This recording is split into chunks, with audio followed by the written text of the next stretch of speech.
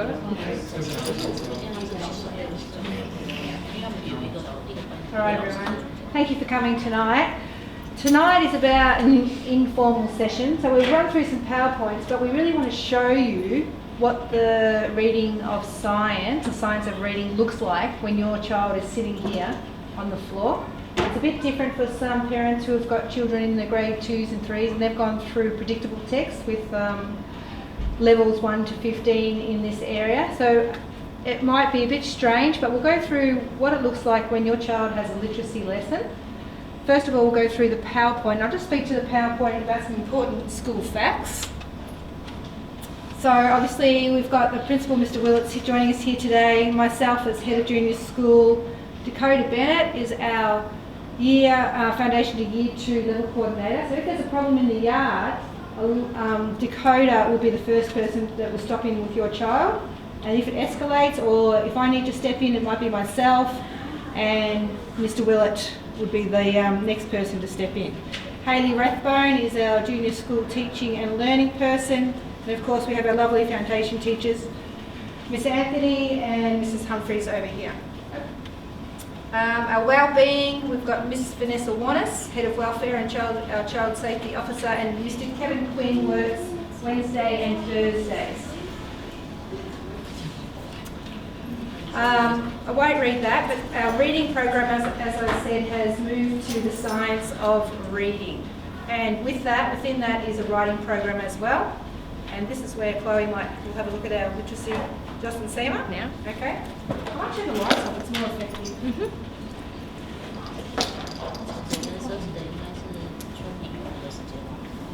So as most of you would be aware already, your kids are probably coming home by now saying different sounds. So we've learnt 4, we're learning our next 2, which would make our first set of 6. So we've learnt s, a, t, p, and we're learning I and n this week as well. So we don't talk about letters, or it's an A, a B, C, D. It's all about the sounds that it makes. So I'll show you what they see. So we are learning to read graphemes. So we're learning to read A today. So we have the students on the mat say A, and then we go through the PowerPoint and they say it as it moves, and it's short, sharp, A moves A again. And then we go into saying initial sounds. So we focus on what words start with the letter A, ant. And then we sound out the word, angry, arrow, apple. We go back to saying the sound again, and then we write the sound. So we teach them how to write the uppercase and the lowercase letters. We write it 10 times, and then we go into our partner practice sheets that you guys would have seen in your homework packs. So we go through the sounds and we revise old sounds. Just go through that again. So yep. With a partner practice, someone is the apple, someone is the fish, and you can do this at home with your child. You might say, I'm the apple, ats, and then you take over as the parent.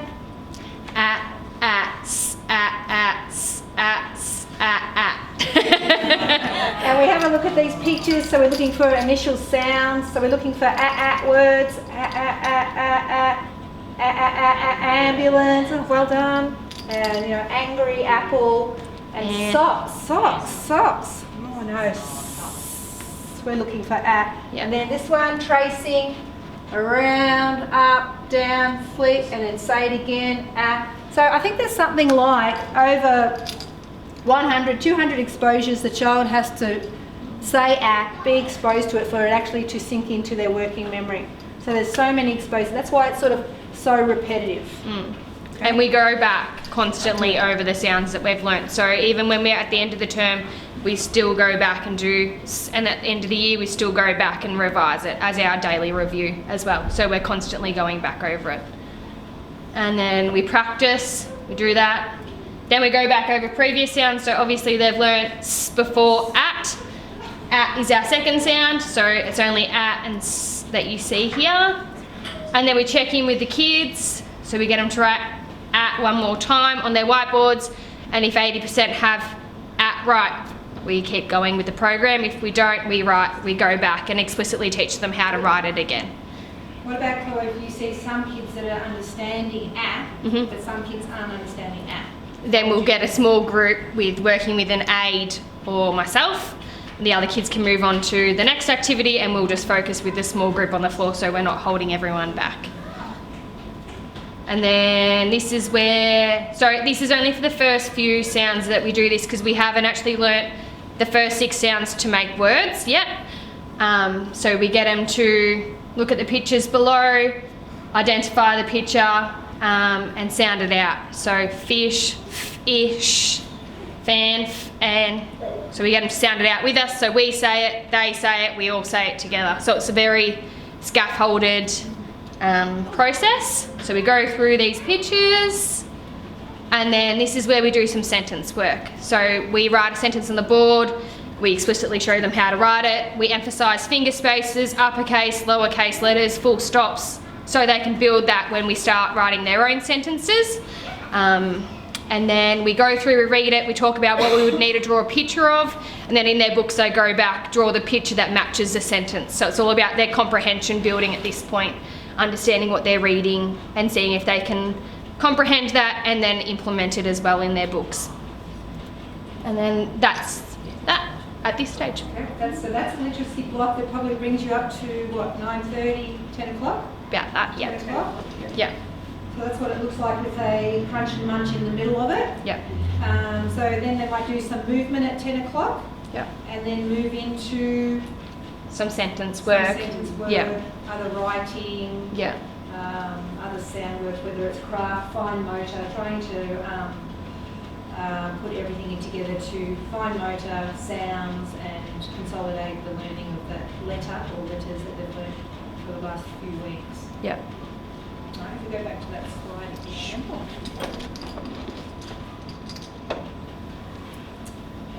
Go through that one. So Okay. readers, what do they look like and how do you read them? So Chloe or Jazz, do you want to have a look at, grab a reader? Yeah. And show the Do you want? I'll just hand out a few. Do you want to hand out some of those? So these are coming home when? Week So 6. you find these in your blue bags, week 6.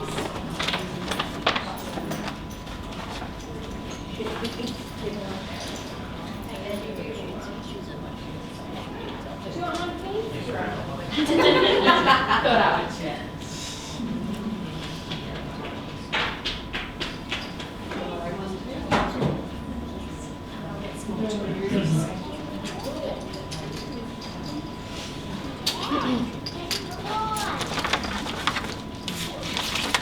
Do you want those, Jess?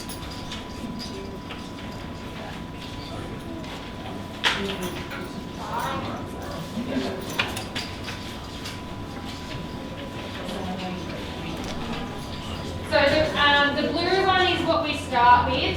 So that one introduces the characters which we will read in class together, and there's posters that you can get to take home to introduce. As you can see, if you turn to the front of the book, the front page, there's some sound work that you do with the kid prior to reading the book. So it's got point and say to the sound in uppercase and lowercase letters, and then it's got like a find the capital letter and match it to the lowercase. So they're identifying sort of that stuff that we're introducing on the floor, so it all interlinks. And then you obviously go through the book, and if you've got a red and a yellow one, it does progress as well up a bit higher. So you're introducing the sight words that we're explicitly learning in class, the sounds that we're learning, and it gets more complex as your levels go up. So this is very differentiated in the fact that if, say, Isla knows all her sounds and she's able to read level 1 book 20, but Ted's only able to read level 1 book 3, we're not going to progress him up to Isla's rate because it's not going to make him successful and learn and love to read. So it's at their level, it's where they need to be, as what we can see through our testing, which we do our testing after each set to see if they can understand the sound that it makes, they can make and break it into words, and they can tell us what the word means. So we're not going to push them further than what they need to be, but it is all at their level and where they're showing us that they can be in class. Yeah, and then at the end there's comprehension questions as well. So if you look at the back page, there's 3 comprehension questions. There's a new word in there that they can learn, some sentence work as well on the back. So that's what you kind of do on your end of your read to check in with the kid to make sure they're understanding the book. We also recommend reading picture books as well at home to get that predictable text digest in and building their comprehension as well. It does help and it builds their vocabulary. So it's not pointless to read picture books, whether you read it to them or they can read you a book that you've read 20 times to them. It is very handy to have as well because it does bring in like knowledge to the subjects and other things as well. Just when you're reading, these are the 6 letters that the kids have been learning over the 6 weeks. So if they have this word in their reader, we often encourage segmenting and blending. So that just means at, to, a little bit faster, at, and. Okay, so not the whole word, this is and, break it up, at, to, and. Yep. Is there any questions about that? Yeah. I can see the sight words here. Yeah. Is that something that's in the proposal? Like, do we have separate? So when my first daughter went through, we did the magic 100, the golden words. Yeah. Is that part of? That's part of our program here. So we have we call them high frequency words or heart words now. Yeah. So they learn them throughout the program and we explicitly teach them, show them how it looks, how it writes, how to read it. So it's kind of like your meow words, I guess, but not. Yeah. If that makes sense. Yeah. I was sort of similar to Alicia, like we found Jack's. Yeah. It was the cast that we were talking about tonight actually. Yeah. So that's just completely different to that now. Yes. I mean, it's progression, isn't it? Yeah. Absolutely. Any others?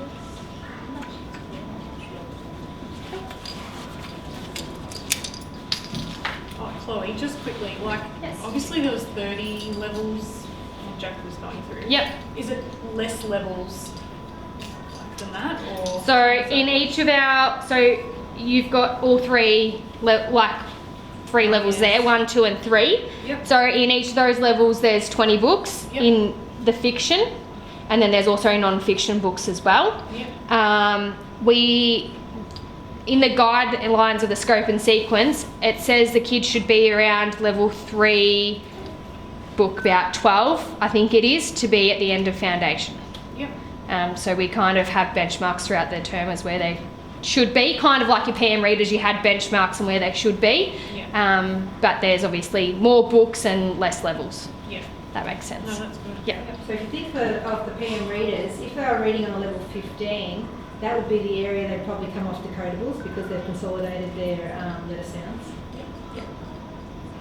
So this book is for all parents to bring back and Yes, just yeah. reading for kids or just let the kids reading for? So it's kind of a bit of both. Oh, okay. So you might read them the book on the first read, Yep. and then get them to have a go, Yep. and then it should be by the 3rd read they should be more fluent than the first read. So we recommend reading the book 3 times, Yes. and then build their comprehension, build their fluency. And what do you mean by fluency? Like they should be able to, instead of sounding out at and to, ant, they should be able to then identify and read the word by the read 3 instead of sounding it out all the time. Yeah. And then if they have fluency, we move them up to the next reader. Yeah. So how often, what may we see them progress? How often are they sort of tested, I suppose? So each week we try and read with them 2 or 3 times a week, Yep. at least. If everything's going well and there's not too many interruptions, obviously that's in an ideal world. But they obviously at least get 2 reads a week. And then that way we can sort of see their sounds, their high frequency words, what letters they can make and break, and then obviously how fluent they're reading before So we if they're change ready them. to move, they're ready to move pretty Yeah. quickly. So they're Yeah, not sort of absolutely. going to get bored or stuck. No, they should not be stuck. Yeah. Yeah. So we'll start with 1 reader Yeah. for term 1, because obviously you're not going to have it for the whole term, and then we'll progress to 2 readers a week, and ideally, obviously, you want to try and read them 2 or 3 times a week. Yeah. And then we won't progress any more than 2 readers a week. Yeah.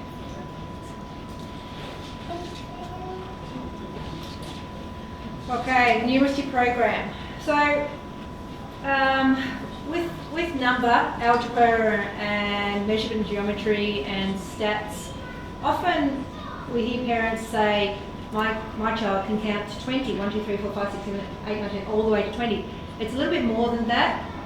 We need to consolidate number and conserve number, which means if I grabbed this many pencils out and I counted 1, 2, 3, 4 and put it down, often a child will say 1, 2, they'll touch them again, 1, 2, 3, 4. So if that means they haven't quite conserved number.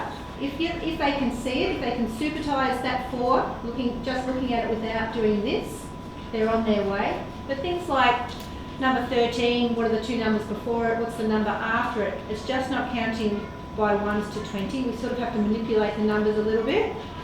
We add, we take away. In measurement, we're using cubes to measure informal length. We're doing graphing, looking at picture graphs. Looking at picture graphs and interpreting the data from those graphs as well. So lots of materials, hands-on materials, called concrete tools, help them consolidate their counting. So basically it's counting and place value in foundation.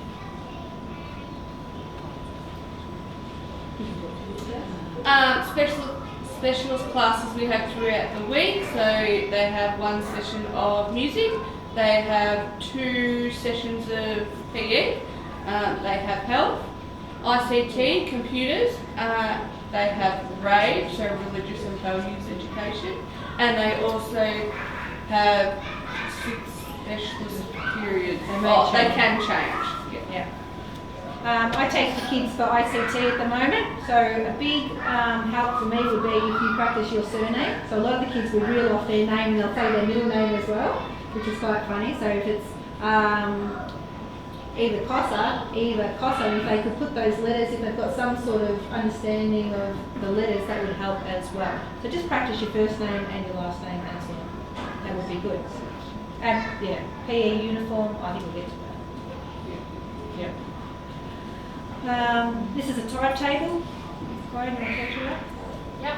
So in the morning, every day is a literacy block. Generally, period 3 is always a maths period, as you can sort of see here, maths, MAT, then the teacher's name, and then the room, which is here. And then integrated, so that can be things like health, history, art, a maths rotation, an extra literacy session, all those good things. And then IT, as you can see down Monday, period 5 and 6, it's got IT there, RAVE and PE. So it just kind of shows you what they're having, obviously in your thing at the start of the year, what do we call them? Overviews, or you would have seen a bit of a more parent-friendly one, which we kind of laid out what the actual subject is, because I see integrated doesn't really tell you exactly what we're doing in that session. So it's got in that what we do, so health, history, art, math rotations, that sort of stuff. And when we say bounce back, that's a planned lesson each week on working on their emotional and social capabilities. So we look at, I think this week, the last 4 weeks, we've been looking at honesty and what does it mean to be honest, what happens when you tell lies, what is a lie, lots of, the boy that cried wolf, and a lot of work through picture storybooks. This is our Wednesday, so we've got a new Wednesday and it has 7 periods. So the middle part of the day now has a period 3, a 4A and a 4B. And 4A and 4B are used for chapel and junior assembly and extended homerooms as well. So that's a change in our timetable.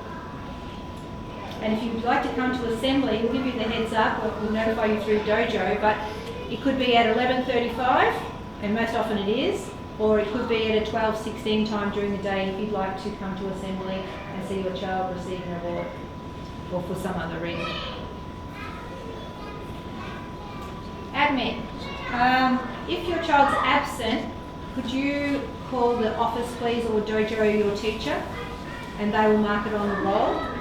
If you've got an early pickup, come through the office because they'll mark it on the roll as absent or getting picked up early. Dropping off through the day, please go to the office. Changes to information such as your email address, phone numbers, the office handles all that as well.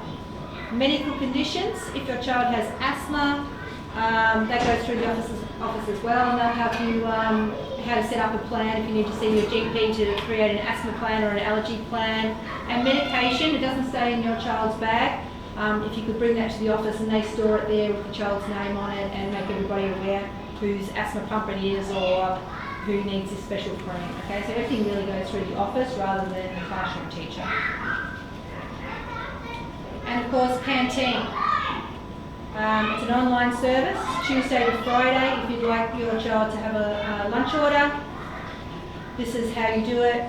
You make the orders through My School Connect, and the Artisan Bakery, Hungry Fangs, is actually our caterer, so he puts everything together, and you can order through the website there.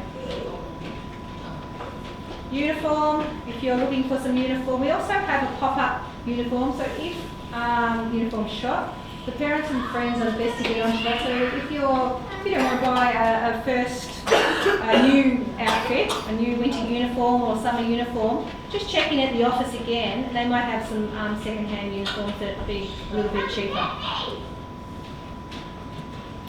And you guys can talk to that. So obviously we have a crunch and munch every morning where the students are provided with a bit of brain food in the literacy block. So cut up fruit is obviously easier for the kids to eat in a short amount of time. We find that all apples or pears, they seem to take forever to eat them, but cut up fruit seems to go quicker for some weird reason. Water only in their drink bottles for dental reasons, obviously it's better for them. Behaviour, do you want to say anything about behaviour? Even if it just spills on the floor, if you've got any cordial in there, it's a bit of a nightmare. So we just recommend just having water in your water bottles. Yep. And what about stuff like peanut butter and allergy type things? Are we stick clear of those You can have them in your sandwiches. If there is somebody who's allergic or anaphylactic, of course we'll look after those and make sure that they're sitting in the appropriate areas. Yeah, just wanted to check. Anything else to add? Cool. That's it. So if you've got any questions or I'll turn the lights on. Do we have any students with nut allergies in either of the foundation classes? I don't have any. No.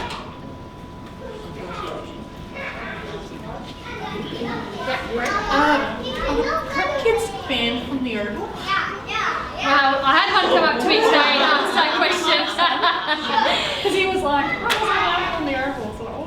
So they're allowed on that small oval on the side. So they might have been on the big oval and got told they're not allowed out there. Yeah, he's your father's brother. Yeah. That's the problem. Yeah. So they're allowed on that small. I'll talk to them tomorrow about it. But in Ted's brain, he is 9 like Jack. Yeah. Sometimes I actually think he is. Yeah, no, so they're not banned from the oval. I think they might have been redirected to the smaller oval and they've taken it as a banning. I think Jack told him you've got a lifetime ban from the oval. Oh my goodness. It's not even just a small ban. It's a lifetime ban. He was very serious about it, wasn't he? Yeah, it was a very big hot topic when I got home. I bet. Any other questions? When birthdays go around, are we allowed to do a cake or is it a cupcakes thing or is it? No, I think we're allowing cakes in here now. So, yep, just check the teacher how many kids are in the class. Definitely. Just wanted to know about the homework folder. Are we bringing it back once a week or every day or? Once a week, yeah. So, did you put out a day for your... Yeah, so my class will bring them back on a Thursday, and then I'll send them back out on Friday. Cool. That's So what I a thought. whole week. So you don't have to bring it back every day, just bring it back on Thursday. But we can repeat the homework as much as. Yeah, you do it as many times as you like. Yeah. And Wednesdays, we've only got how many more Wednesdays? This week and next week, and that is it. They're back full time. Not back full time, they're starting full time. Yeah, 2 more rest days. Yeah, at the moment they need it. Yeah, absolutely. It's so hot. It is, Yeah. they're tired. Yeah, very hot. With the yellow reading journal record thing, do we include these in that, or is that separate? Yes, please. Yeah, include that. Yeah. So any picture books, your readers, whatever you're reading of a nighttime, pop it in. Yeah. Chloe, the testing you did with our kids, Yep. like, do we find out the results of that? Do you So guys- that just goes to the government. Yeah. Like I think we can give you a bit of a gist on how they went if you would like. Yeah. But it just goes to them to sort of see where foundations are starting, what knowledge they come to school with, and Yeah. yeah. So it's just a bit of a general literacy, a little bit of maths, Yeah. yeah, concepts of print, that sort of It stuff. might be something like, Bree, your child knows 5 sounds of the alphabet. Yeah. They're able to show me where the title is of the book. They can answer a comprehension question, what's going on in the book. What else was it? Letter sounds, maybe some numbers to 10 if they can recognise the numerals, shapes, Colours. Do they know their colours? Okay. Yeah. Very basic sort of Yeah. stuff. Is there further testing like that through the year? Yeah, so we have a bit of an assessment schedule that we follow. So we do a bit of literacy testing, maths testing throughout the term that sees where they're at and helps us with our reporting and that sort of stuff. So one of the tests in week 6 will be a Cobram, where the kids are asked to read the book that they've read in this government testing, and then Jasmine and Chloe are saying you go on writing something about the book. And of course, at this early stage, they'll just draw pictures. And one of the things is please write your name up the top. And if they're writing with a capital letter, if everything's marked, that gets a point. If they can write their name, that gets another point. If they can tell you about their picture and it's related to the book that they've read and not something that's happening outside, that's another point. Just a question too, if you identify or notice issues and stuff, are we told sort of straight away, or is it at the end of the term, or when do you sort of notify? like, Yeah, if parents there's of things it? that need to be worked on.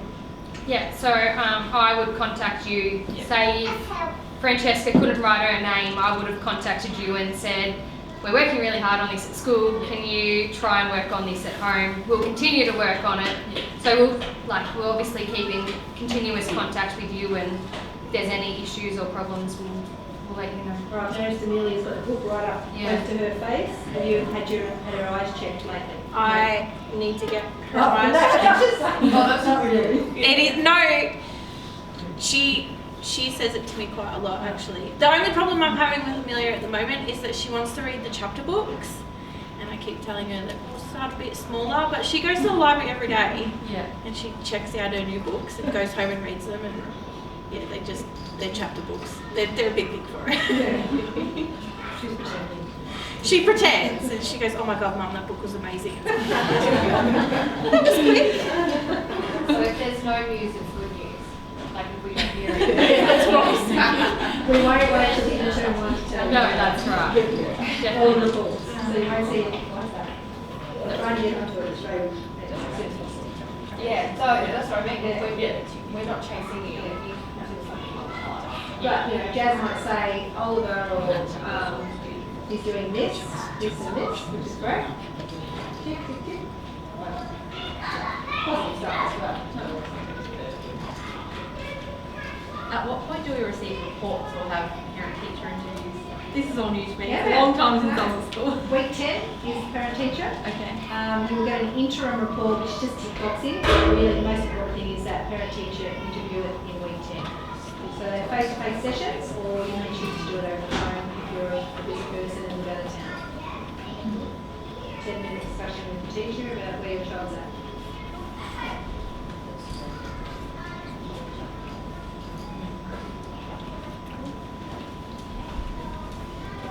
Any other questions? How long until we get these? So you'll get them week 6. So you'll get something new for homework this week. Yep. So you'll get the first set of sound tiles and a list of words that we have explicitly done in class over this week, of words that we have learnt to make and break and sound out. So you'll get that this week, and some new partner reading sheets as well from the sounds from this week as well. And then you'll get books week 6. Do you want to show the word tiles? Oh yeah. Yep. How do you use it? So you'll get a little bag like this with the sounds on top, and then you'll get them out. So there's a p, t, I, s, and a. So then you might have them out, say you've got them lined up like this. So there's a few ways that you can use these. You can have them out and you can point to it and say, Ted, can you tell me what sound this one is? You'll say at. Or you could say, Ted, find the at sound, and he can point to it. Or you can have them all laid out and you can say, rightio Ted, I want you to slide down at and slide them down. Alright, let's sound it out. At what word does that make, Ted? And he's able to do it, and then you could get him to write it, or you could get him to make another word with that. So there's different ways that you can write it, and it's all in the instruction sheet that we'll give you as well when it comes to the sound tiles. Good for use of the sound tiles. Yeah. And then they just come back in the bag, and then we'll add the next set into this bag as well and give you a new list of words that we've learned to make and break in class. I just want to assure you that during these hot days, we've got lots of lunch clubs on, so there's air-conditioned rooms that your children are going to. So they often migrate to the library or computer room or a language room. So we pretty much have a room open every day for them to go to. What was cooked last week? What was it? What was cooked on Friday? Friday. Amelia came home with macaroni on her, and she said that she lined up at the window and she was given pasta, and I thought, did you pay for it? Was that school club usually? I don't know. Well, she's gone and she's found her way there. She's an extremely fussy eater. It's very difficult to get her to eat, and she came home so proud that she lined up in this line with the other students, and she got given a bowl of pasta and she ate it. Not sure. Just a bit. Was there a bit of pasta there? No, but I need to find out where that line is. Oh God, I hope she hasn't taken someone else's. She's got it lined up. Yeah, that's mine. Yeah, okay. I'll investigate it further with her. She could have gone to the foods room in secondary. Well, I said to her, did they cook it? And she said, yeah, they cooked it for us. So I was like, oh, okay, that's really nice. It actually does sound like the foods room. It could have been. I don't know, she had the sauce down on her dress, and I said, well, what did you eat? And she goes, I tried macaroni.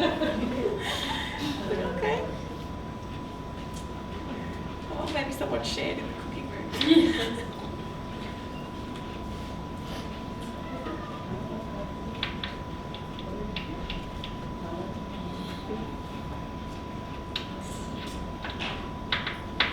Any questions? That's about it, really? Yeah. But feel free to contact your teachers or the office if you've got any other. When you go home, you might think of something. Oh, I should have asked that. You know, don't do it your parents, your teachers, and they'll get back to you. Cool.